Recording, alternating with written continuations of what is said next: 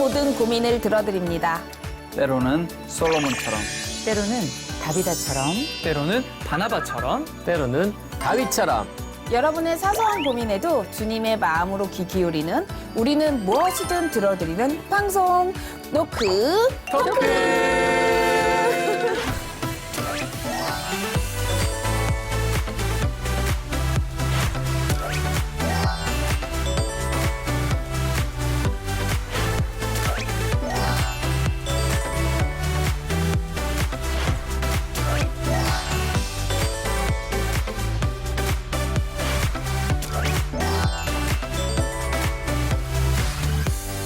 네, 안녕하세요. 안녕하세요. 네. 개그우먼 오나입니다. 네, 오늘도 저희 노크토크를 시청하기 위해 기다려주신 많은 분들이 계실 텐데요. 늘 변함없는 사랑과 기도로 함께 동역해주셔서 진심으로 감사드립니다. 마음에 어려움 있으신 분들 고민하지 마시고요. 언제든지 편하게 사연 보내주세요. 최선을 다해 여러분들의 고민에 저희가 귀 기울이겠습니다. 그럼 오늘의 질문부터 함께 들어볼까요? 저희가 아는 분들 중에는 그거에서 허리 좋아졌다는 분들 진짜 많고요. 주변에 주부들뿐만 아니라 아이들도 요새 남성들도 많이 하는 걸로 제 주변은 그래요. 그 최고의 사랑이라는 프로에서 그 허경환 씨랑 네. 그걸 하니까 자연스러운 스킨십이 되더라고요. 그렇죠. 죄송하지만 빨개지셨어요. 잠깐 상상하니까 좀 부끄러운데. 네.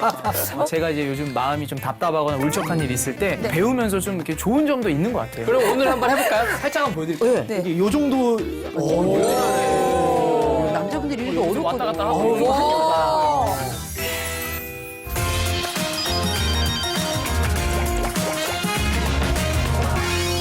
안녕하세요. 저는 현재 직장에 다니고 있는 20대 청년입니다. 평소에 운동에 관심이 많아서 필라테스, 헬스, 댄스, 스포츠 등 가리지 않고 도전하는 편인데요. 요즘 TV에서 모 연예인이 즐겨하는 요가에 관심이 생겼습니다. 다이어트, 자세 교정, 명상에도 효과적이라고 해서 등록하려고 하는데 엄마가 요가의 수행법이 신과 한 몸이 되는 합일 종교 의식이라고 우상을 섬기는 것과 다름이 없다면서 반대하시네요. 저는 그저 요가도 여러 가지 운동 중에 하나라고 생각하는데 이런 이야기를 들으니 고민이 됩니다. 노크토크 식구들, 크리스천은 요가를 하면 안 되나요? 그냥 운동으로 하는 것도 안 되는 건가요?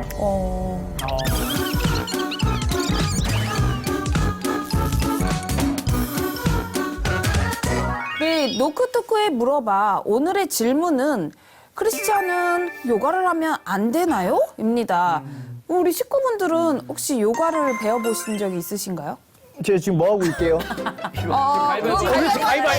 가위바위보 하나요? 이거. 가위바위보. 저는 지금 요가를 배워본 적이 저는 있어요. 근데. 아, 진짜 있어요? 네, 제가 지금 요가 자세를 한 줄 알았는데 왜냐면 이거 자세야? 주변에 요즘 그 너튜브를 통해서 네. 막 저 개그맨들한테 좀 출연 좀 많이 해달라고 하잖아요. 네, 그쵸, 그러다 그쵸. 보니까 제 지인들 유튜브를 좀 출연을 제가 하면서 제가 배워보기도 하는데 아, 진짜? 저는 이제 한편으로는 그 몸을 좀 릴렉스 시켜주고 제가 이제 요즘 마음이 좀 답답하거나 울적한 일이 있을 때 네. 뭔가 나를 좀 차분하게 만들어주는 그런 힘이 있는 것 같아요. 그러다 보니까 저는 특히나 핫 요가라고 해서 핫 요가. 뜨거운 요가. 아, 맞아. 방바닥을 엄청 뜨겁게 해요. 거기에 있으면은 발이 이렇게 저리로 올라가요. 이 정도로 이제 올라간단 말이에요. 공중부양이. 그렇지. 약간 그런 것처럼 뭔가 나의 몸에 그 노폐물을 배출하는 것 같고 뭔가 이 안에 좀 카타르시스를 좀 느끼게 하는 뭔가 모르는 그게 좀 있는 것 같아서 저는 좀 배우면서 좀 이렇게 좋은 점도 있는 것 같아요. 아니 제가 어떤 네. 그 한 방송에서 조래훈 씨가 네. 다리를 한쪽 다리를 선체로 저도 여기까지 봤어요. 이렇게 올리 저는 저도 봤어요, 손이 저도 올라간 줄 알았어요. 그랬더니 발을 이만큼 올리더라고요. 무용이 했잖아요, 하겠다고 무용. 하면서. 네. 아니 그래도 이게 네. 살짝 한번 보여드릴게요. 네. 네. 요 정도 약간 남자분들이 이렇게 여기서 왔다 어렵거든요. 갔다 하고 와. 아, 그러고 방송도 할 수 있나요? 그럼 오늘 한번 해볼까요? 네. 지금 그럼 그러면 보여주세요. 이제부터 오늘 시작. 요가가 좋은 건지 안 좋은 건지 얘기하는데 이렇게 하고 결론 내면 되니까. 예, 알겠습니다. 이따가 마지막에 한번 하겠습니다. 제 아내도 했었어요. 근데 제 아내도 뭐 이제 운동 삼아 이제 아이 낳고 하는 산후 네, 맞아요. 요가도 있고 네, 네. 임신했을 때 하는 또 아이를 잘 저그 뭐 순산할 수 있는 도움을 주는 그런 요가 자세도 있고 그랬었어서 심지어는 뭐 그 아파트 단지 안에서는 에이스라고 불렸다고 하더라고요. 뭐 할 때 다른 선생님이 대충 와서 여러분과는 이거 잘 못하시죠? 그러면 같이 받는 분들이 약간 기분이 나쁜 거예요. 그러면 저희 할 수 있는데요. 제 아내한테 에이스 빨리 해봐. 에이스가 해야죠. 네, 그랬다 하더라고요. 요가계의 김연아라고. 전달하겠습니다, 제가. 저도 사실은 개인적으로 요가를 배워본 적은 없어요. 네네네. 저는 요가에 대해서 잘 모르는데 그냥 목사님 봬도 배운 것 같진 않아요. 네, 맞습니다. 성경만 보는 것 같아요. 그냥 네, 말씀만. 그렇죠, 네. 제가 그 요가에 대해서 가지고 있는 이미지가 네. 제 신체 구조상 네. 도저히 따라할 수 없는 동작들로 운동을 하더라고요. 네. 배워보고는 싶었으나 몸이 따라주지 않아서 전혀 배워보지는 못했고요. 네. 예, 개인적으로 그런 이렇게 정자세로 앉아서 하는 운동을 별로 안 좋아해가지고 네. 별로 해볼 기회는 없었던 것 같아요. 근데 여성들은 요가들 정말 많이 해요. 많이 해요. 많이 하고. 그럼요. 근데 실제 뭐 제 주변에는 저 빼고는 다 하는 것 같아요. 저는 이런 정적인 운동이 안 맞아요. 그러니까 요가를 하려고 앉아 있으면 우리가 이렇게 약간 야릇한 몸 동작을 한다고 생각합니다만 뭐 명상도 있고 굉장히 많거든요. 네, 근데 맞아요. 엉덩이가 가려워요.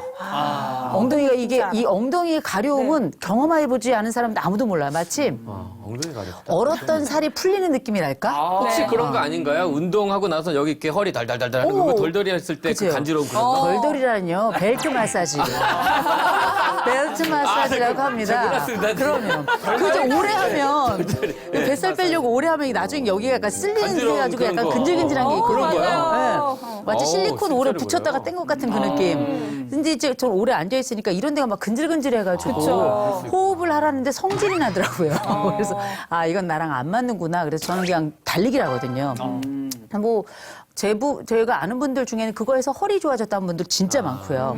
보통 보면 단기로 하는 분들도 계시지만 보통은 3년, 5년, 10년. 오래 하시죠. 굉장히 주변에 또 보면은 뭐 웬만한 주민센터라든지 맞아요. 백화점이라든지 아니면 복지관이라든지 어느 곳에 가든지 요가 프로그램 없는 데는 없거든요. 그쵸. 저렴하게 오래 할 수 있고 또 건강에 좋다. 또 그리고 안정된다. 그래서 주변에 주부들뿐만 아니라 아이들도 요새 남성들도 많이 하는 걸로 맞아요. 제 주변은 그래요. 저희 아파트에서도 그 제일 앞에서 한 분은 남자분이니까 뒤에서 좀 그렇고 그분은 네. 제일 앞에서 해요. 그래서 남자분도 하시는 분들도 있으셔서. 근데 진짜 저도 예전에 방송에서 요가를 살짝 배워본 적이 있거든요. 그 최고의 사랑이라는 프로에서 그 허경환 씨랑 네, 네. 커플 요가를. 커플 요가 있죠. 네, 네, 알죠. 네, 네. 그걸 하니까 자연스러운 스킨십이 되더라고요. 그게 좋은 방법이네. 네. 그래서 많은 또 젊은 분들이 얼굴이 죄송하지만 빨개지셨어요. 잠깐 상상하니까 좀 부끄러운데, 네. 그게 자연스러운 또 커플분들에게는 스킨십이 되더라고요. 그럴 수 있죠. 네. 네, 네. 좋은 것 같아요. 맞아요. 네. 근데 저는 궁금한 게 있는데, 이 질문자 분이 지금 질문에 대한 답변을 우리가 해드려야 되잖아요. 네. 크리스찬은 요가를 하면 안 되는 거예요? 이 요가라는 게 힌두이즘에서 나왔잖아요. 네네. 그러다 보니까 자세나 뭐 이런 게 다 동물들 모양이에요. 고양이 자세, 네, 뭐 맞아요. 개구리 자세. 근데 이런 게 뭐 다 그 힌두교에서 섬기는 신이라는 거죠. 그 신을 따라 한다는 건데 네. 사실은 지금 우리가 요가를 하는 사람 중에 힌두이즘이라고 이게 힌두교에서 나온 거라고 알면서 하는 사람들이 얼마나 있겠어요. 물론 네. 모르기 때문에 해도 된다 이런 뜻이 아니라 네. 음악에도 이런 게 있어요. 그러니까 그 힌두교에서 나온 음악 중에 뉴에이지 음악이 있어요. 뉴에이지는 장르적인 게 있고 사상적인 게 있거든요. 그러면 장르적인 거는 음악적인 장르이기 때문에 음악하는 사람들조차도 크리스천들조차도 많은 사람들이 뉴에이지 음악을 해요. 그거에 대해서는 반대하지 않아요. 왜냐? 음악이니까. 다만 사상적인 뉴에이지 음악을 하는 사람이 있어요. 정말 힌두교적인 음악들. 명상에서 쓰여서 뭐 신과 이렇게 뭐 교접합 지역이 될 수 있는 그런 음악들을 명상할 때 음악을 많이 틀었는데 그럴 네. 때 쓸 수 있는 음악들은 장르적인 게 아니라 사상적인 거거든요. 근데 저는 이 요가도 마찬가지라고 생각해요. 우리가 장르적인 게 아니라 그러니까 사상적인 거라면 하지 말아야 되겠지만 네. 운동으로 한다면 왜 뭐 고양이가 신이에요? 아니잖아요. 아니죠. 그러니까 고양이 따라하는 그 자세일 뿐인데 그걸 신격화 한다는 거 나는 신격화하지 않았는데 누가 그렇게 했다 그래서 그것조차 못하게 한다는 건 잘못됐다는 저는 생각이에요. 게다가 창세기 1장에 보면 정복하고 다스리라고 했어요. 이게 문화에 대한 말씀인데 우리가 정복하고 이미 하나님이 그 신이 아니라고 만들어 놓은 고양이를, 신이 아니라고 만들어 놓은 피조물인 개구리를 그 자세를 따라 했다고 해서 그거를 신이라고 하는 것 자체가 인간이 만들었기 때문에 그쵸. 나는 그렇게 하나님이 원래 만드셨던 것들 정복하고 다스린다라고 생각한다면 굳이 요가의 자세가 요가를 한다는 게 나쁜 게 뭐가 있어요? 만약에 그런 진짜 사상적인 하는 게 아니라면. 이건 제 개인적인 생각이긴 하지만. 저는 그 항상 생각하는 것 중에 이런 생각이 들어요. 이 본질적인 거를 너무 파고들면 이 세상에 할 수 있는 게 아무것도 없더라고요. 없죠. 그러니까 내가 예를 들어서 고기, 돼지고기를 먹는 것도 본질적으로 파고들면 나는 못 먹는 거야. 그런데 네.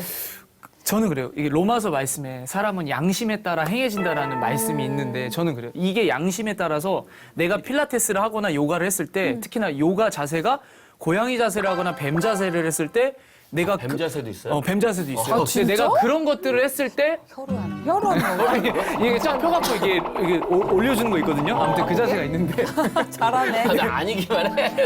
뱀 자세 있어요. 진짜 뱀 자세 있어요. 고양이 자세를 그렇죠. 그렇지. 뱀 자세는 이게 사탄이 뱀 이러니까 이런 거고요. 아무튼 예, 그런 건 좀 그렇지만 아무튼 여하간에 그런 그 자세를 함에 있어서 네. 내가 양심에 진짜 말씀하신 대로 꺼리낌이 느껴지면 안 하면 되는 거고. 그런데 제가 해보니까 이 자세 중에 어떤 자세를 했을 때 나의 연골과 이 골수와 이런 것들이 잘 느껴지는 자세가 있어요. 골수가 진짜 여기서 내가 이 자세를 취했을 때 내가 뭔가 건강해지면서 릴렉스 되면서 내가 막 뻐근했던 게 쫙 풀리는 이런 자세가 그럴 수 있어요. 그럴 때는 나도 모르게 운동이 되네. 운동이니까. 그렇게만 생각하는데 내가 이 자세를 했을 때 나의 영혼이 하나님과 멀어지는 것 같고 하나님이 나를 사랑하지 않고 나는 창조 목적을 거스리는 것 같다. 이렇게 생각하는 분들은 별로 없을 거라는 거죠. 그렇죠. 저도 몰랐어요. 하나님이 주신 자유의지 그리고 내 양심에 따라 저는 그렇게 생각이 듭니다. 너무 이렇게 파고들지 않았으면 좋겠다는 제 개인적인 생각. 네. 아니 근데 내가 어떤 것을 하고 그 하는 것을 즐기는 과정에 그 본류를 찾아본다는 건 나쁜 건 아니에요. 다만 이제 이게 지금 현대적으로는 어떤 의미를 가지고 있는가 이 부분에 대한 해석과 또 삶에 대한 적용 이게 되게 중요할 것 같은데 원래 요가라는 말 자체 어원이 말에다 씌우는 멍에 말에다가 재갈 물리듯이 이렇게 멍이를 씌우잖아 이렇게 끈으로 돼 있는 요걸 의미하는 게 바로 요가라는 뜻이었다 그래요. 근데 지금은 엄밀히 말하자면 말을 맺는 것이라기보다 우리의 사유, 우리의 지나친 생각들이나 우리의 방만한 삶의 모습들을 내 스스로 정돈하고 그걸 몸의 정돈과 또 생각의 정돈 이런 것들을 통해 가지고 하나의 안정된 형태를 좀 만들어가 보자. 이게 이제 요가가 가지고 있는 본연의 억제의 의미가 된 것 같아요. 곧 사유의 억제라고 봐야 되겠죠.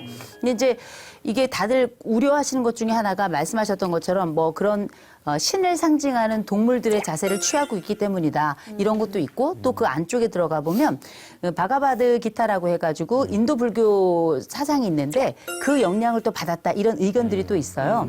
근데 지금은 사실은 과거 그게 종교적인 기원을 가질지 모르겠지만 제가 요가 강사들을 꽤 많이 알거든요. 네.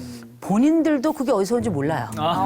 본인들도. 그걸 알고 어떤 종교적인 의미를 가지고 그 의미를 그 몸동작과 그리고 마음 수련을 위해 적용을 해서 사람들에게 그 본연의 종교적인 가치를 추구하기 위해서 요가를 하는 게 아니고 지금은 말 그대로 건강을 위해서 또 예를 들어 디스크 있는 분들 같은 경우는 이런 증상을 완화하고 몸을 또 이완시키면서 우리 집중력을 높이고 이런 과정에 기여를 하기 때문에 제가 볼 때는 요가에서는 이미 종교적인 물은 빠져 있는 게 아닌가.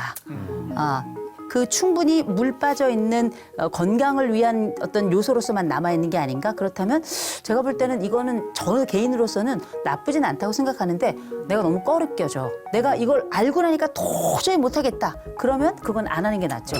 아니 헬스도 있고요. 아니면 저랑 같이 달리기 하시죠. 야, 요가에 대한 그 논쟁이 좀 있었어요. 교계 안에서도 이 요가를 할 수 있는 거 없는가 이런 논쟁이 있었는데 지금 우리가 다 했던 이야기들의 이 논쟁의 배경을 한번 살펴보면 이제 요가를 힌두교와 관련된 종교적인 수련 방법으로 이제 이해하는 쪽에서는 이제 요가를 좀 불편하게 생각하고 또 이제 한쪽의 분들은 이건 단순하게 그냥 건강을 위해서 하는 운동일 뿐이다.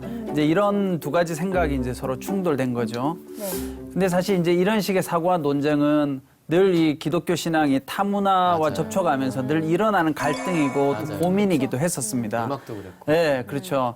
그래서 요가를 금지하는 신앙인들의 입장에서는 기독교 신앙의 순수성, 그리고 정통성을 지키기 위해서 필요하다. 네네. 조심해야 된다. 요가가 건강을 위한 도구일지 모르지만 네. 이 요가의 근본적인 뿌리는 종교적이고 또 힌두적인 철학의 정신을 가지고 있기 때문에 네. 좀 조심할 필요가 있다. 이제 이렇게 우려하는 분들의 입장에 있는 분들이 맞아요. 있고 또 어떤 분들은 순수하게 운동의 관점에서 하지 누가 이 요가를 하면서 종교적인 것들을 생각하느냐. 오히려 조금 더 나아가서 요즘 요가가 상업적인 네네. 또 스포츠적으로 경향성을 띠는 경우도 많이 있습니다. 그래서 그 어떤 한 기독교 원로 목사님이 이제 네. 이런 요가에 대해서 질문을 하니까 이렇게 답했다고 해요. 이 기독교인이 자신의 신앙에 충실하면서 스포츠 요가를 통한 심신수련을 못할 일도 아니다. 그러나 힌두교 종교성을 추구하거나 해탈의 경지에 이르고자 요가를 선택하는 경우라면 일종의 그렇죠. 혼합 종교적 무질서로 귀결할 위험성이 있다. 네, 이런 네. 말씀을 하셨어요. 어떻게 보면 이 목사님도 약간 두 가지 이제 입장을 다 존중해서 이야기했는데요. 그런 면에서 뭐 저는 우리 사연자가 이효성 교수님 말씀해 주신 것처럼 이게 하는 게 너무 또 혹시 갈등이 되고 꺼려지면 뭐 어머니하고 이것 때문에 갈등이 된다면 그거는 또 한번 생각해 볼 필요가 있지 않나. 또 다른 운동도 많으니까 한번 해보면 어떨까. 저는 요즘 자전거를 타고 있습니다. 자전거요? 전혀 뭐 이런 네. 종교적인 철학이 없는. 자전거 타면서 요가 자세를 타고 있어요. 제가 볼 때는 자전거도 깊이 들어가면 뭐가 있을 수도 있어요. 그렇죠. 있을 저도 그 수도 생각 있어요. 했거든요. 맞아. 로마 시대에 그러니까요. 나왔던데. 왜 하필 두 발이야? 그러니까요. 더 심한 일도 있었어요. 피아노가 중세시대 때 교회 안에 예배 안으로 들어올 때는 그 당시에는 피아노는 라는 악기는 사탄의 음악을 하는 악기를 더 심하게 힌두이즘도 아니라 사탄 음악이라고 여겨졌었던 악기가 피아노였거든요. 네. 근데 지금은 피아노 없는 교회가 어디 있어요?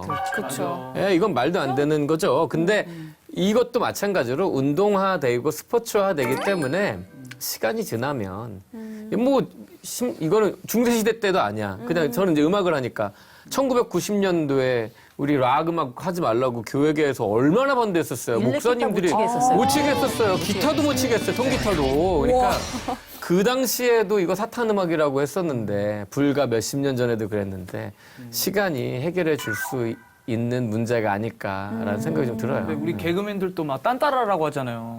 누가요? 누가요? 옛날에. 아이고 지금도 딴따라는 얘기. 지금도 저희도 딴따라요? 음악하면서 음악하는 사람 지금 그래, 딴따라라고 우리 그러는데. 잘 살잖아 그래도. 괜찮아요. 네. 다 그 옛날 거야. 조선시대였으면 광대 딴따라죠. 잠깐 많이 언짢으신 것 같아요. 기분 좀 푸세요. 누가 이런 네? 그래. 기분 풀렸어요? 요가 자세. 네. 어떻게 우리 질문자 분은 궁금증이 좀 풀리셨는지 궁금하네요. 여기 계신 네 분이 해주신 조언이 꼭 도움이 되셨으면 좋겠습니다. 그럼 이어서 오늘의 사연 함께 들어볼까요? 와, 이 검사는 1차만 높게 나온다 그래도 가슴이 덜덜덜 떨려요. 2차까지 높게 나온다? 이건 말로 할 수가 없어요. 받으셨어요? 저는 받았죠. 저희도 했었거든요. 그래요? 저희도 지금 교수님은 똑같아요. 네. 1차 때 높게 나왔어요. 괜찮다고. 그래서 2차 검사했는데 2차 때도 정상이 나왔어요. 괜찮다고 결과가 나와도 할 때까지 불안해요. 나는 하나님을 되게 원망할 것 같아. 나는 그리고 난 교회를 잠깐 떠나 있을 것 같아. 아니 감당 못할 시험이 없다는데 이 문제는 이거만이 고통이야. 그렇죠. 안녕하세요. 저는 결혼한 지 얼마 되지 않은 20대 중반의 여성입니다. 남편과는 교회에서 만나 결혼 후 6개월 만에 아이를 갖게 되었습니다. 저희 부부의 계획보다는 조금 이른 시기에 아이가 생겼지만 하나님이 주신 선물이라는 생각으로 매일 책도 읽어주고 노래도 불러주며 너무너무 행복한 시간을 보내왔습니다. 그러다 최근 기형아 검사를 받아야 할 시기가 와서 검사를 받았는데요. 1차, 2차 모두 고위험군으로 나왔습니다. 걱정되겠네. 사실 나이도 젊고 몸도 워낙 건강해서 특별한 문제가 있겠나 싶었는데 뜻밖의 결과에 가슴이 철렁 내려앉았습니다. 의사 선생님께서는 실제 확진 확률은 정말 적다고 하셨지만 추가로 양수 검사를 받아보자고 하셔서 현재는 병원에서 권유한 양수 검사를 진행한 상태입니다. 결과가 나오기까지 며칠만 기다리면 되는데도 1분 1초가 너무 길게 느껴져서 아무것도 못하고 있습니다. 주변 지인들의 이야기도 듣고 블로그도 찾아보면서 저와 같은 사람들에 대한 정보들을 계속 보고 있는데 전혀 위로가 되지 않고 생각만 더 많아집니다. 그럼. 남편과 같이 이야기를 나누고 기도를 하면서 처음으로 장애 아이를 키우는 부모들에 대해 깊게 생각해보는 시간을 갖게 되었습니다. 대화가 깊어지다 보니 만약에 우리가 남들과는 조금 다른 특별한 아이를 키워야 한다면 어떻게 해야 될지 서로의 솔직한 마음에 대해 오랜 시간 이야기를 나눴지만 결국 어떠한 결론도 내리지 못했습니다. 정말 이기적인 이야기일 수 있지만 제발 그냥 아무 일도 없이 지금의 시간이 지나갔으면 좋겠습니다. 노쿠토쿠 식구들 하루하루 불안한 이 시간을 담대하게 믿음을 지키며 잘 이겨나갈 수 있도록 저희 부부를 위해 함께 기도해 주세요라고 사연을 보내주셨습니다. 네, 오늘은 기형아 정밀 검사 후 결과를 기다리며 하루하루 불안한 마음으로 지내고 계시는 예비 엄마의 고민 사연인데요. 교수님, 기형아 검사란 정확하게 어떤 검사를 말하는 거예요? 아이의 상태를 검사할 수 있는 그 시기가 보통 10주에서 한 16주 사이. 이 시기 아이가 유전자 정보를 통해 가지고 실제 신경관 어떤 문제가 있는 건 아닌가, DNA 문제가 있는 건 아닌가 봐가지고 보통 엄마의 혈액을 채취를 해서 그 검사를 하고요. 그 검사를 하게 되면 이제 크게 우리가 많이 우려하게 되는 증후군 3개가 있어요. 아이들과 관련된 첫 번째, 이를테면 우리가 다운 증후군 같은 경우에는 이제 21번 염색체가 보통 한 쌍씩 2개가 있어야 되는데 3개가 있어요. 그리고 에드워드 증후군 같은 경우에는 이제 18번 염색체가 이렇게 3개가 있는 거고요. 파타우 염색체라고 있는데 그 염색체 같은 그 파타우 증후군 같은 경우에는 13번 염색체가 이렇게 3개가 있는 거예요. 근데 이런 여부들이 있는가 이런 것들을 이제 검사를 하는 건데 와, 이 검사는 1차만 높게 나온다 그래도 가슴이 덜덜덜 떨려요. 진짜. 2차까지 높게 나온다? 이건 말로 할 수가 없어요. 받으셨어요? 저는 받았죠. 예, 저는 그 양수 검사도 했어요. 그러면 예, 양수 검사까지 했는데 네. 문제는 그게 아니에요. 이 상황이 괜찮다고 결과가 나와도 출산할 때까지 불안해요. 그래서 제가 제일 처음에 1차 때 굉장히 점수가 높게 기형아 가능성이 높게 나와서 그때는 2차 검사는 없었어요. 바로 양수 검사예요.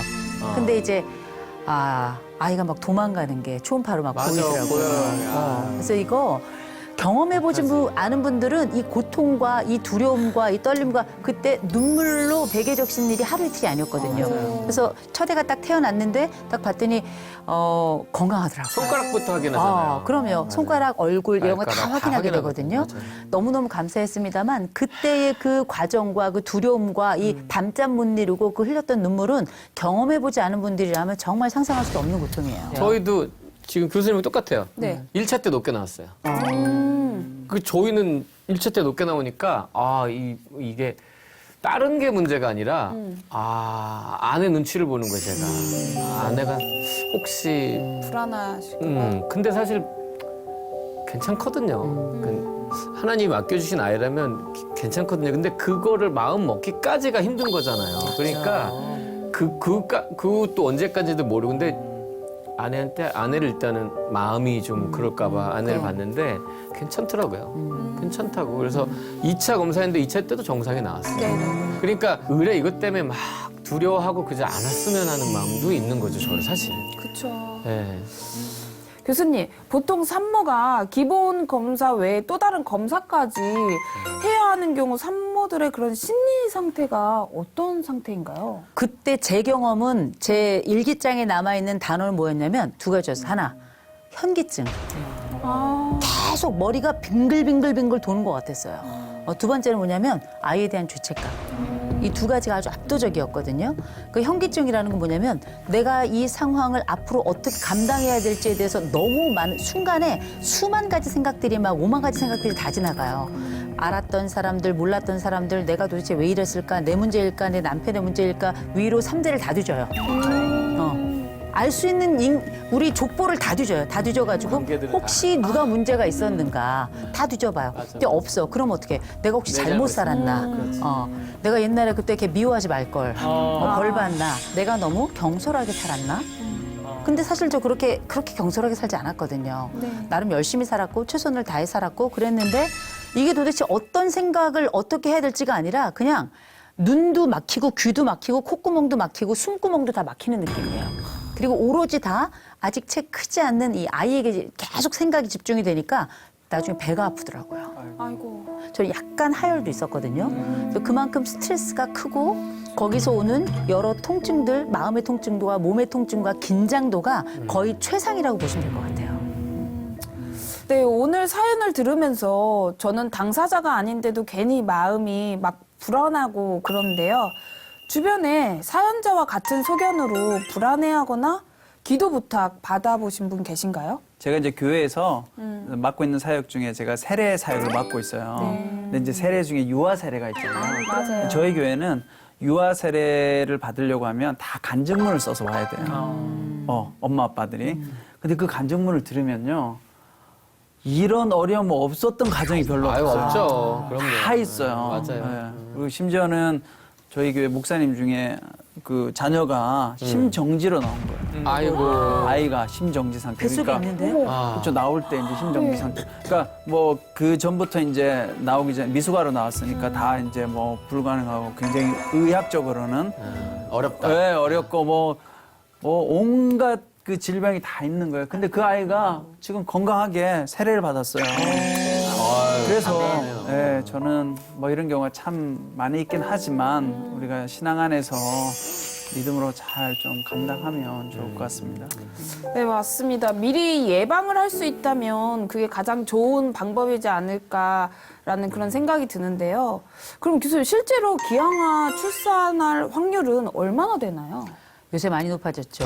아마 많이 소식 들으셨을 겁니다. 미세먼지가 이제 요새 우리가 핫 이슈가 됐고 아예 일상이 돼버렸는데 네. 미세먼지가 심해지면서 이 기형아 출산율이라든지 이런 것들이 굉장히 높아졌고 그리고 이제 우리가 지금 데이터 자료를 보면 2008년만 해도 100명당 한 3.4명 이게 적은 게 아니에요. 3.4%라는 거니까. 3명이 넘네요. 예. 그런데 기형아 출산이 2014년 또 2016년에 도달하면 5.6명, 5.5명. 그래서 최근에 평균은 5.5 정도로 유지가 되고 있습니다.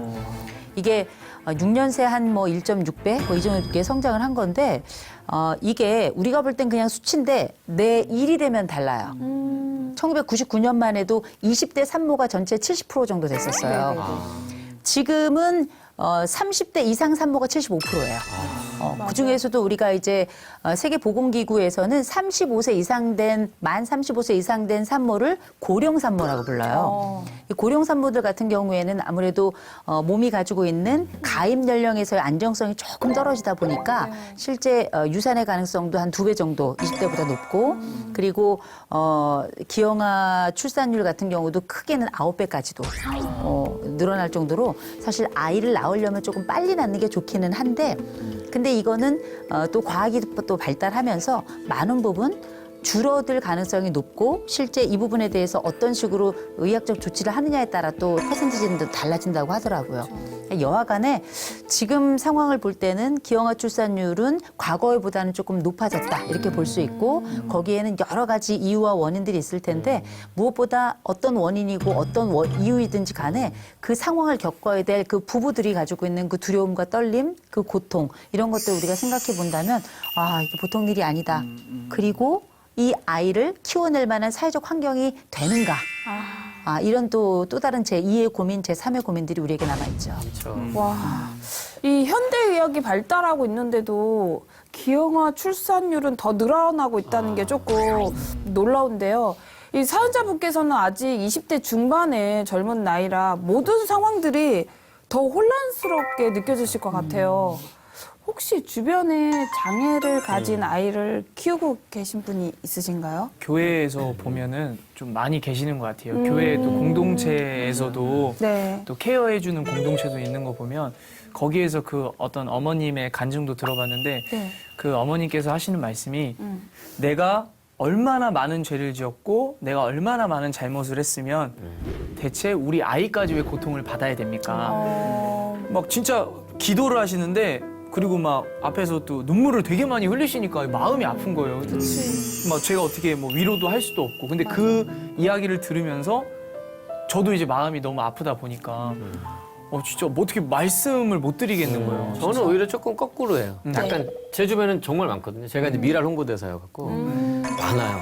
그리고 이제 저희 가정에서 돕는 지금 장애가 있는 아이들도 좀 그런 가정들이 몇 가정 있어갖고 그분들이랑 교제하면 약간 반대 의견 얘기해요. 너무 행복하다는 거. 어떤 한 분은 가정에 아이가 셋인데 막내가 그렇게 장애가 있으신데 얘를 안 낳았으면 어쩔 뻔했을까라는 이야기를 하시는 거예요. 그러니까 오히려 걱정은 뭐냐면 내가 먼저 하늘나라 가면 안 되는데 이게 제일 큰 걱정이지 지금 힘들고 어렵고 이런 거는 하나도 힘들겠죠. 왜 안 힘들겠어요. 그냥 그렇게 말씀하신 걸 수 있는데 자기 행복한 게 크다는 거 이 아이로 인하여 얻는 기쁨이 크다는 거죠. 그래서 제가 뭐라 그랬냐면 비장애인 아이들 키우는 것도 너무 힘들어요. 이 아이들도 힘들고 똑같이 힘든데 이 아이들이 비장애인 아이들이 오히려 성장해갖고 정신적으로 스트레스 받고 얘들이 더 안 좋은 일하고 나쁜 짓하고 그것 또한 부모로서 너무 힘들고 어려울 텐데 오히려 그 아이 이름 부르면서 얘는 너무 순수하고 착하고 예쁘고 너무 얼마나 사랑스러워요. 부모님밖에 모르는. 그러니까 그 부모님이 오히려 자기가 더 비장애인 아이 둘 언니들이 있지만 누나들이 있는데 이 누나들 오히려 얘보다 얘 키우는 게 더 수월해 할 정도로 감사하시는 분들도 많으세요. 똑같은 전도사님 말씀이 네. 맞는 게 제가 논문을 쓰면서 사실 이런 논문을 봤어요. 하버드 대학에서 나온 논문인데 통계를 했죠. 네. 그 행복지수. 논문에 네. 그러니까 실제 인터뷰를 했는데 장애를 가진 부모님들이 보통의 사람들과 이제 비교해서 비장애. 우리가 가지고 있는 생각은 좀 불행할 거야, 좀 힘들어할 거야. 근데 실질적으로 인터뷰를 해보니까 그렇지 전혀 그렇지 않다는 거예요. 행복하다는 거 오히려 키우면서 그러니까 우리가 가지고 있는 그런 생각의 편견도 그렇죠. 많이, 우리 편견인 예, 거예요. 그렇죠. 그렇죠, 맞아. 근데 저는 무조건 그렇게 볼 만한 건 아니라고 생각해요. 제 주변에 이제 발달 장애로 상담하러 오고 이런 친구들도 많이 있는데 우리가 이 아이들을 있는 그대로 인정하기가 얼마나 어려운지. 그게 어려운 거죠. 왜냐하면 그게 어렵지. 회복될 거란 희망이 있어요.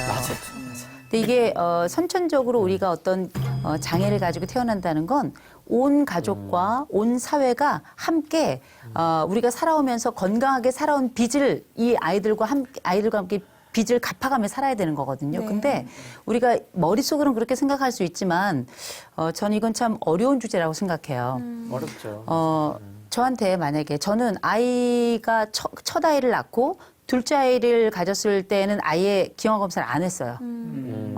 어차피 난 낳을 거니까 안 했어. 네. 그러나 그 순간에도 제 마음속에는 갈등이 있었어요. 혹시라도 이런 일이면 어떡하나.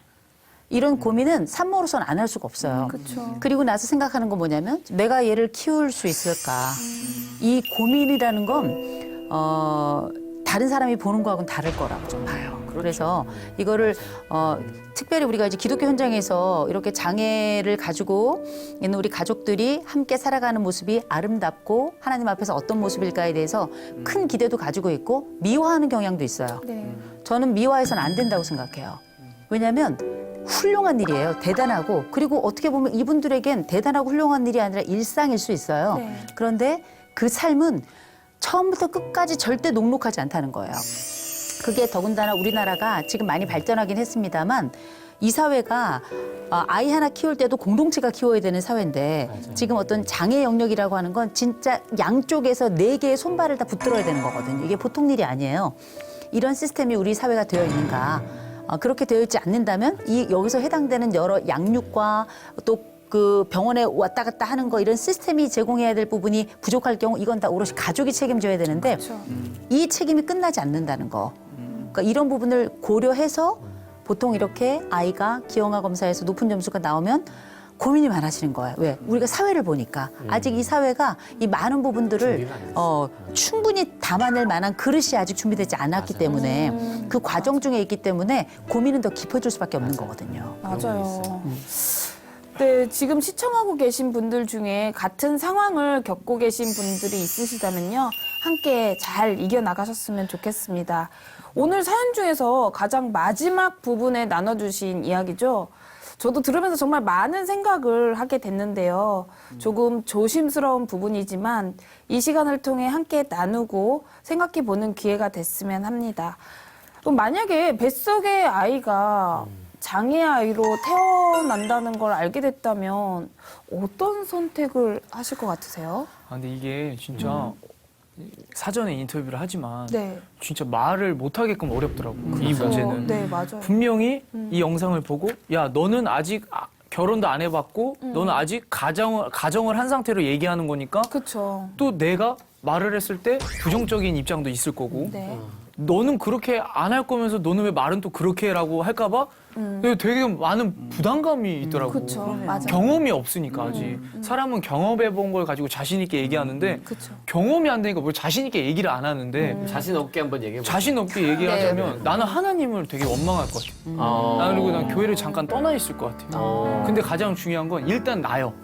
낳긴 나. 아이를 낳는데 왜 우리가 하나님의 그 창조의 목적과 내가 너를 모태에서부터 내가 기억하고 있고 얘는 내 자녀다라고 하는 그 확신한 게 있기 때문에 난 낳는데 그러나 중요한 건 내 네. 와이프, 내 아내 먼저 입장을 들어볼 것 같아요. 아, 그렇죠. 만약에 아내가 자기야 나 너무 힘들 것 같아. 나는 이게 내가 평생 이게 내가 마음이 너무 힘들 것 같아라고 하면 나는 그 아내의 말을 따를 것 같아요. 이 무게감이란 건 남편보다 아내가 훨씬 클 거예요, 뱃속에서. 그렇죠. 네.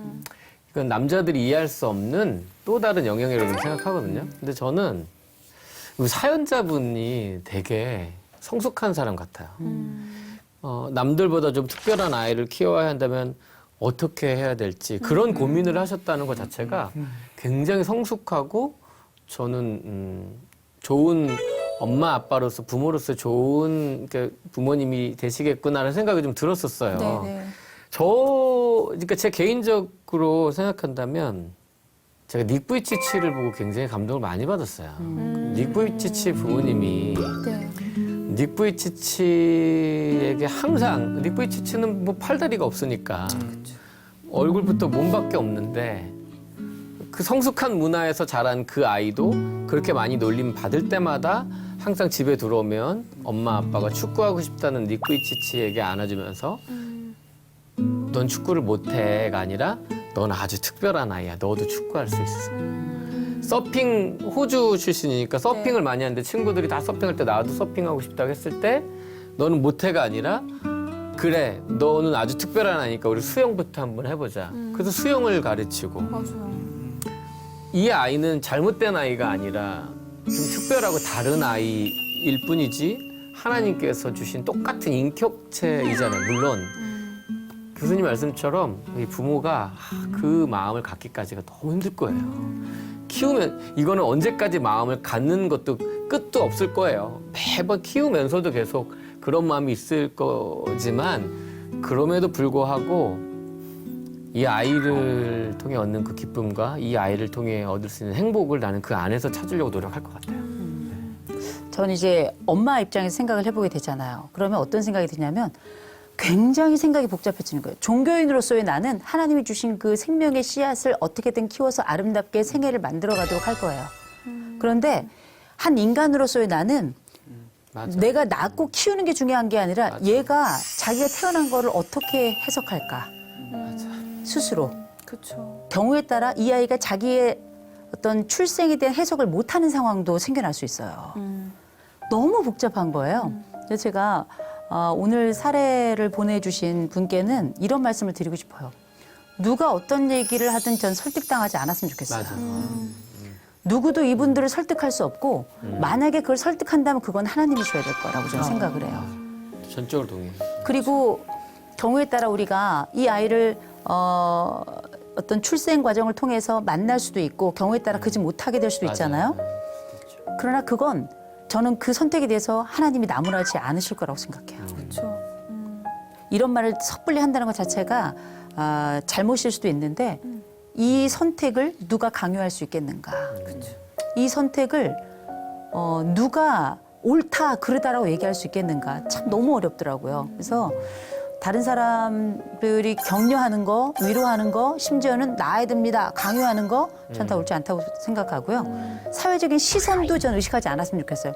딱 두 분, 아빠 50, 엄마 50이에요. 딱 둘만의 결정, 이 둘만의 숙고 그 가운데 기도하면서 결정하시는 게 전 좋지 않을까 생각해 봅니다. 사실 뭐 저도 이 상황에 대해서 말하는 게 굉장히 쉽지 않고 그래서 저는 뭐 이렇게 하겠다 저렇게 하겠다라고 말하기가 참 어려운 것 같아요. 왜냐하면 일어나지 않은 일이기 때문에 가정을 해서 이걸 말한다는 것 자체가 예를 들어서 제가 아까 우리 조래훈 형제도 말한 것처럼 저는 낳겠습니다 그러면 어떤 분이 볼 때는 목사님이니까 믿음으로 말하네 할 수 있지만 또 그렇지 않았던 분들은 굉장히 마음이 또 힘들 수도 있을 것 같고 또 우리 이호선 교수님 말씀하신 것처럼 정말 이제 이 부분은 뭐라고 말하기가 참 어려운 것 같아요. 본인이 이걸 가지고 조금 더 씨름하고 하나님 앞에서 기도하는 것이 저는 필요하다고 보고 그럼에도 불구하고 해드리고 싶은 이야기는 아직 일어나지 않은 일이기 때문에 우리가 하나님을 신뢰한다면 어쨌든 생명을 주신 분은 하나님이시고 생명에 대한 신뢰함이 있다면 또 하나님 인도하심을 조금 더 구하는 것이 필요하지 않을까 저는 그렇게 말씀드리고 싶습니다. 맞습니다. 사실 저라도 정말 어려운 문제이기 때문에 이 시간을 충분히 기도하면서 남편분과 같이 한번 고민해 볼 것 같다라는 그런 생각이 드는데요. 이 목사님 말씀처럼 아직은 일어나지 않은 상황이기 때문에 너무 염려하지 마시고 결과가 나올 때까지 마음속에 주님의 평안이 있기를 기도하겠습니다. 요즘 20대 중반이면 사실 정말 젊은 엄마인데요.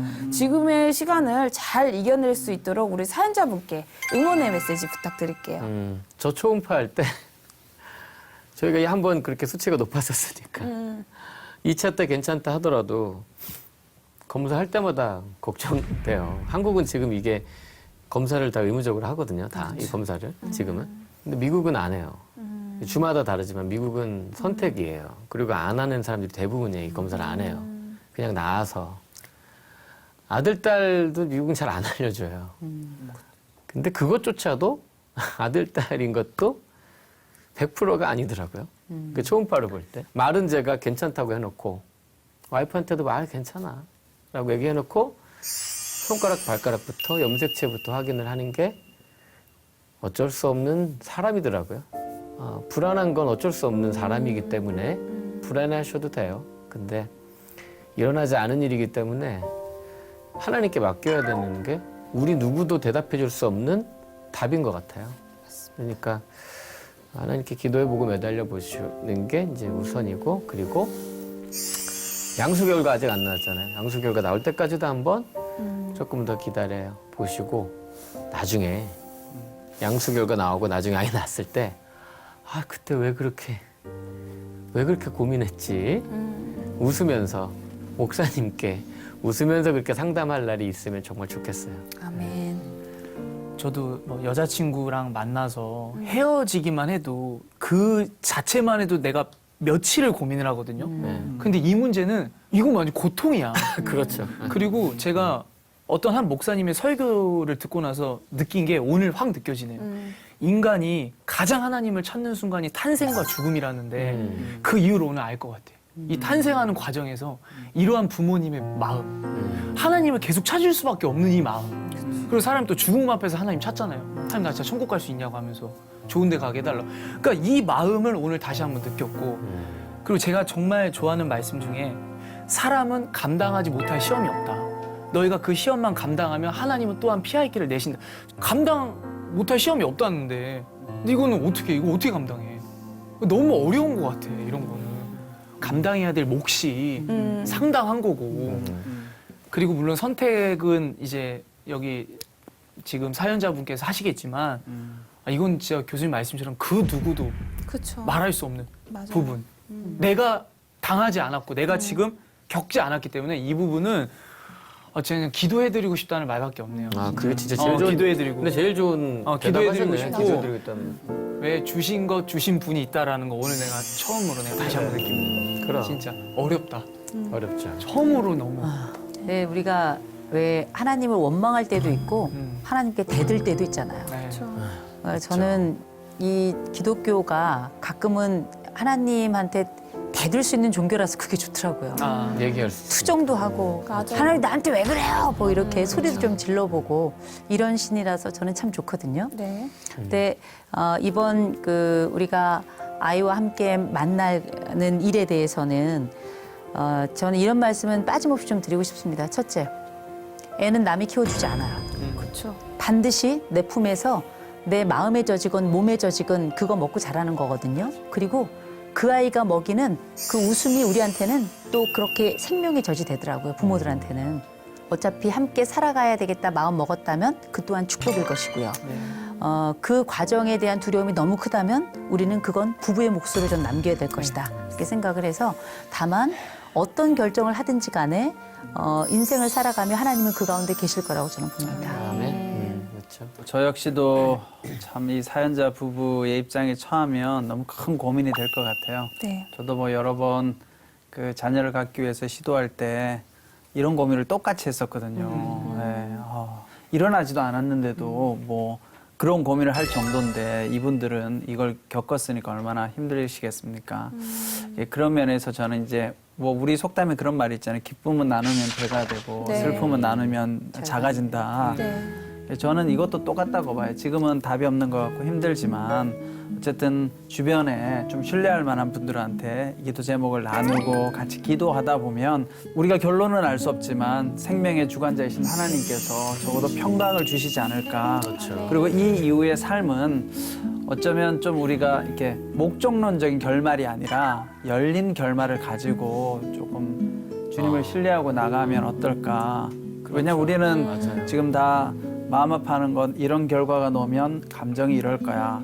또 이런 결과가 나오면 감정은 이럴 거야 라고 다 지금 사실 예측한 건데 우리의 인생이 어떻게 될지 모르기 때문에 저는 제가 그 상황이 아닌 상황에서 이런 조언을 한다는 것이 참 쉽지 않지만 그래도 하나님을 붙들고 믿음으로 신뢰하면서 나가면 또 하나님께서 인도해 주시지 않을까 그런 생각이 듭니다.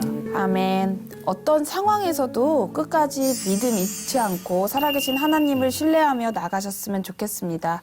꼭 건강한 아이 낳으셔서 출산 후에 또 사연 보내주세요. 저희도 계속 중보하도록 하겠습니다.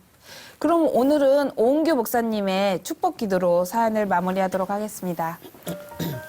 사랑과 은혜가 많으신 하나님, 오늘 우리 사연자가 하나님 안에서 아름다운 가정을 꾸리고 또 이제 하나님께서 귀한 생명의 태아를 허락하여 주시니 감사합니다.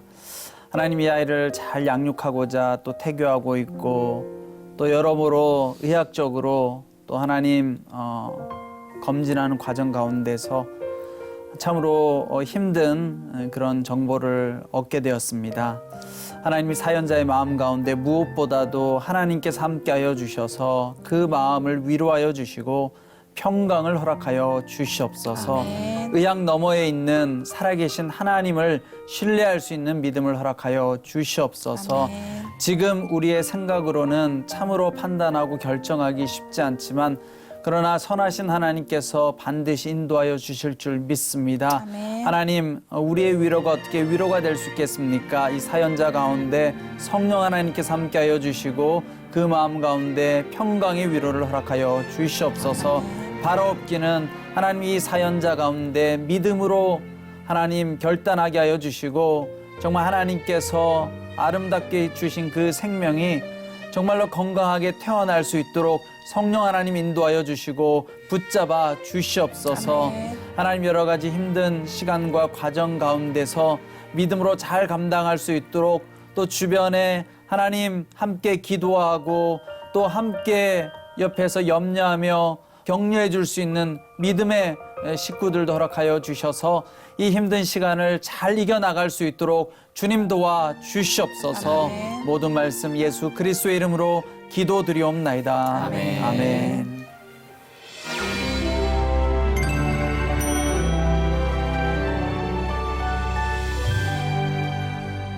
네, 오늘이 저희 노크토크 올해 마지막 방송인데요. 오늘은 특별히 한 해 동안 노크토크를 함께하면서 받은 은혜를 나누며 마무리를 하면 좋을 것 같습니다. 우리 네온 씨부터 먼저 이야기해 주시죠. 제가 이제 내년 뒤에는 30대가 됩니다. 진짜? 네, 그렇기 때문에 숫자가 앞자리가 바뀌어요. 앞자리가 바뀌는 그런 물이 변하여 포도주가 된 것처럼 네. 새로운 역사와 새로운 변화가 시작이 되는데 네. 기대해 주시고요. 환영합니다. 제가 특별히 좋아하는 말 중에 이해가 안 되면 올해가 안 간다라는 말이 있었어요. 근데 이해는 올해가 또 지나갈 수 있었던 이유는 우리 노크토크에서 정말 많은 교수님, 또 우리 목사님, 우리 전도사님, 우리 선배님, 우리 누나 만나서 나도 사연을 읽으면서 나도 여기서 방송을 하면서 이해도 되고 하나님이 어떤 분인지 하나님이 어떤 존재로 나한테 다가오는지에 대한 부분이 정확히 이해가 됐어요.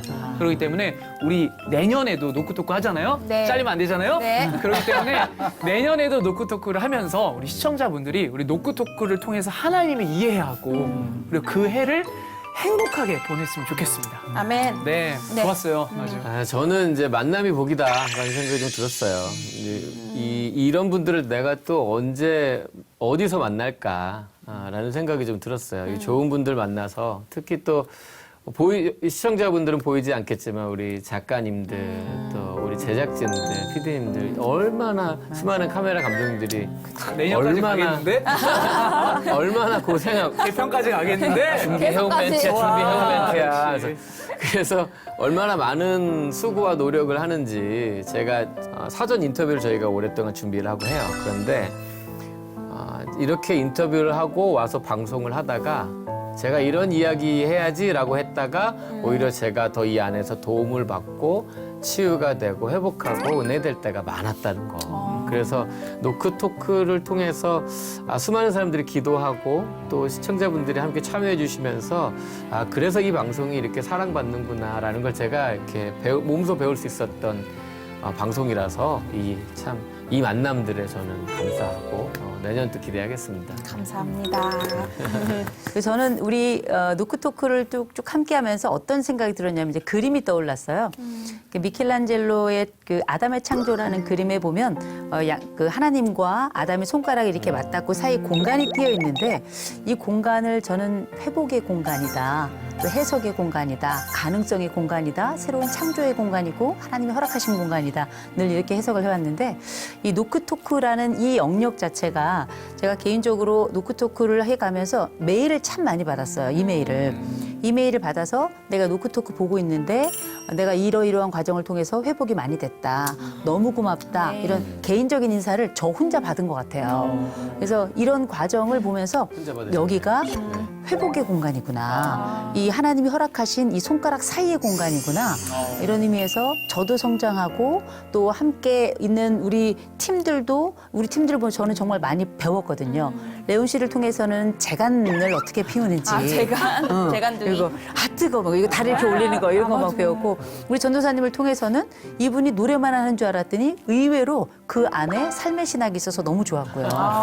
우리 목사님을 통해서는 늘 말씀이 어떻게 사람을 성숙하게 하는가를 또 배웠고 우리 남희 씨를 통해서는 노란색을 입으면 참 좋구나. 이런 거를 또 제가 배우면서 깊은 또 말없는 사랑을 제가 배워서 저 역시도 성장하고 시청자분들하고 같이 만나는 것도 너무너무 좋았고 그 가운데 많은 고백을 들을 수 있는 시간이어서 저도 함께 정말 기쁜 시간 또 즐거운 공간이었습니다. 저도 개인적으로 참 감사했던 시간이었던 것 같아요. 제가 뭐 이렇게 말을 잘하거나 재미있거나 그런 사람이 아닌데. 맞아요. 정확히 보셨어요. 네. 잘 아시는구나. 우리 자신을. 감사한 건 제가 그럴 필요가 없다라는 거예요. 이게 말 잘하고 재밌고 너무 잘하는 은사 있는 분들이 많으셔서 너무 감사했고 참 이 힘든 사연들을 저도 목회자로서 이걸 어떻게 해결해야 되나 그런 고민이 드는데 옆에서 나눠주시는 이야기를 듣다 보면 오히려 제가 위로가 되고 제가 사역하면서 여러 가지 또 고민되고 힘들었던 것들이 여기 와서 하나님께서 참 저에게 많이 말씀해 주시고 은혜를 주신 것 같아서 노크토크는 정말 저한테 너무 감사한 곳 또 기쁨을 준 곳 너무 감사하고 내년도에도 꼭 함께 했으면 좋겠습니다. 좋습니다. 저도 올 한 해 저 역시도 기쁜 일, 슬픈 일 참 많았지만 정말 우리 노크토크 식구분들이 제 옆에 계셔 주시고 항상 힘이 돼 주셔서 너무나 감사하고 행복한 시간이었던 것 같습니다. 한 해 동안 저희 노크토크를 항상 기도로 중보해 주시는 우리 시청자분들에게 깊은 감사를 드린다는 말씀을 드리고 싶고요. 새해에도 저희 전 출연자와 제작진은 영혼을 살리는 방송을 만들기 위해 진심을 다해 더 노력하도록 하겠습니다. 모든 영광 살아계신 하나님 아버지께 올려드리며 노크토크 마치도록 하겠습니다. 누군가 내 이야기를 들어주길 원한다면 주저 말고 노크해주세요. 때로는 솔로몬처럼, 때로는 다비다처럼 때로는 바나바처럼 때로는 다윗처럼. 여러분의 모든 고민을 주님의 마음으로 들어드리겠습니다. 사랑과 위로가 함께하는 이곳은 노크토크. 내년에 만나요. 내년에 만나요. 새해 복 많이 받으세요. 새해 복 많이 받으세요.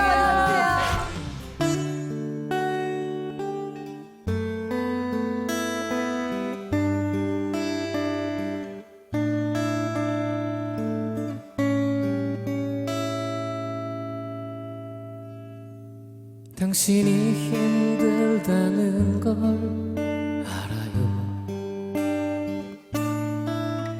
아픔이 너무 많다는 것도 위로하길 원해요. 감싸주고 싶어요.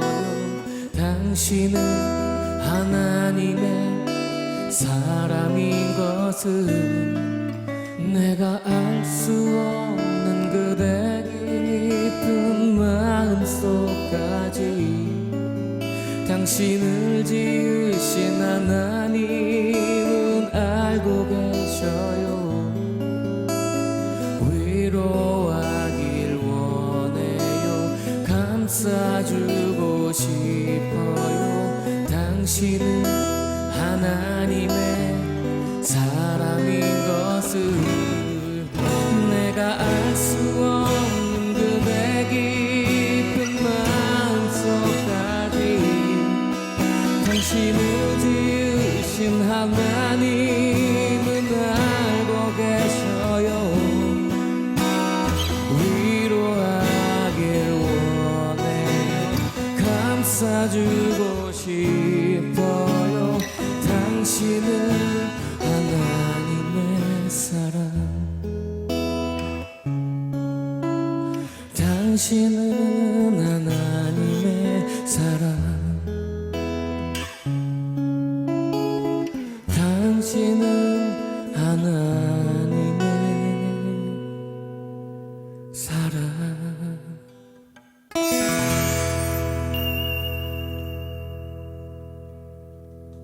좋은 신앙 습관을 형성하기 위한 과정이라면 전 추천해요. 지금 진짜 말씀 중에 죄송한데 그것만이 예수님의 제자가 되는 건 아니잖아요, 사실. 그런 것들을 통해서 이제 신앙에 대해서 이제 배울 수 있게 되겠죠. 기초부터. 교회에서 강제적으로 만약에 그 친구가 넌 안 받으면 넌 안 돼. 그러면 바로 가야죠. 가보러 가야죠. 지금 갈 것 이거랑 같은데? 꼭 하면 좋다라는 입장이에요. 왜냐면 이 하소연, 내가 이 고통, 이 아픔을 이야기할 곳이 없는 거야. 시작하자 했더니 거기서 위로가 된다. 이게 진짜 거짓말 안 하고 그날 내 인생에 나 예수 그리스도의 제자가 될 거야.